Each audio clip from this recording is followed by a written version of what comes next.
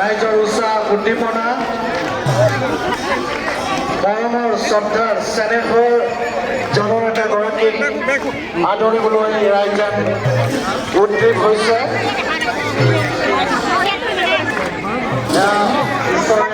সেৱকসকলে নাম কীৰ্তন কৰি তেখেতক আদৰি দিছে ৰাস মন্দিৰলৈ। অসমৰ সভ্যতা সংস্কৃতিক বিশ্বজনীন কৰাৰ প্ৰধান সেনাপতি অসমৰ পৰিলক্ষিত হৈছে।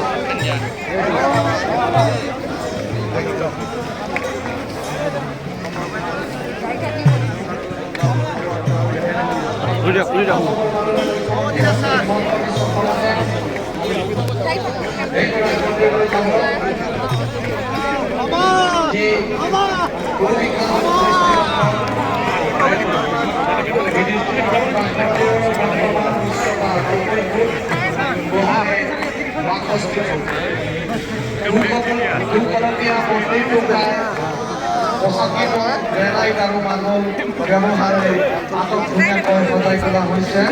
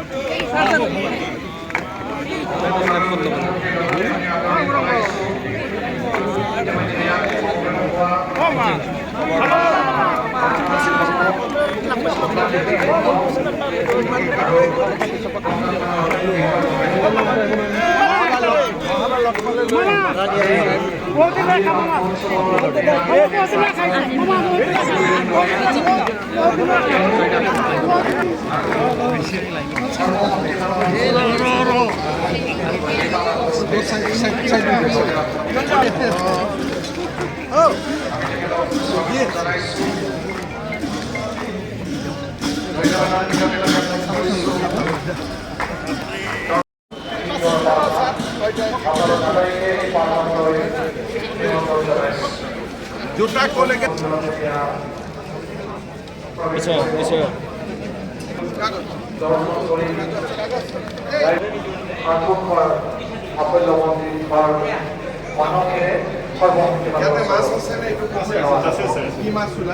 ইয়াত এটা আছে সেইদিনাখন চাইছিলে 8 কেজি ওজনৰ এটা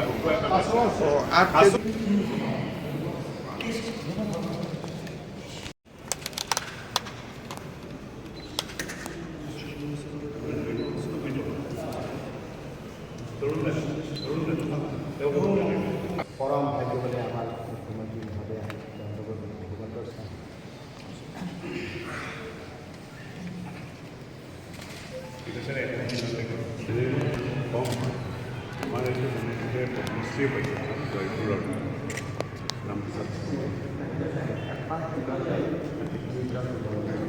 খুব কম আছে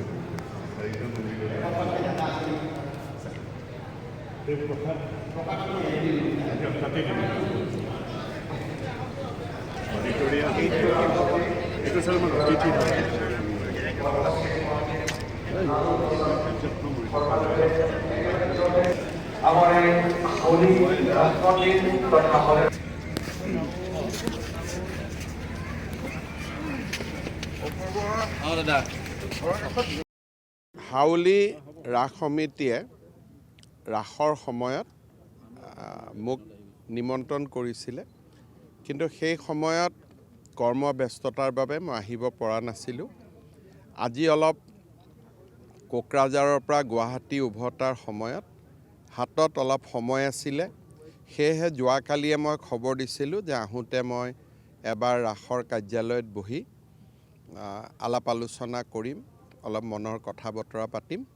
আজি ৰাস কমিটিৰ সকলোৰে লগত অকণমান সময় বহিলোঁ আৰু ৰাস মন্দিৰতো সেৱা জনালোঁ। বৰপেটা জিলাৰ বাবে এটা ডাঙৰ খবৰ ইতিমধ্যে আপোনালোকে গম পাইছে যে আমিনগাঁৱৰ পৰা বৰপেটালৈ গোটেই পথছোৱা আমি নতুন এলাইনমেণ্টেৰে সৈতে ৰাষ্ট্ৰীয় ঘাইপথ ইতিমধ্যে ঘোষণা কৰা হৈছে। ইমান দিনে বৰপেটাৰ ৰাইজৰ এটা বহুত ডাঙৰ আপত্তি আছিল যে চহৰখনেদি কোনো নেশ্যনেল এতিয়া নেশ্যনেল হাইৱেৰ অনুমোদন হ'ল, আমি ইয়াৰ পিছত এতিয়া এষ্টিমেট হ'ব আৰু সেই হাইৱেটো আহি আহি হাউলিতে সংলগ্ন হ'ব। মই ভাবোঁ যে ই বৰপেটাৰ আৰ্থ সামাজিক বিকাশত এটা গুৰুত্বপূৰ্ণ ভূমিকা গ্ৰহণ কৰিব। এটা এটাকৈ হৈ যাওক। এজনে মানুহ 3.5 বছৰত কিমান কৰিব? লাহে লাহে চব কৰি গৈ আছোঁ।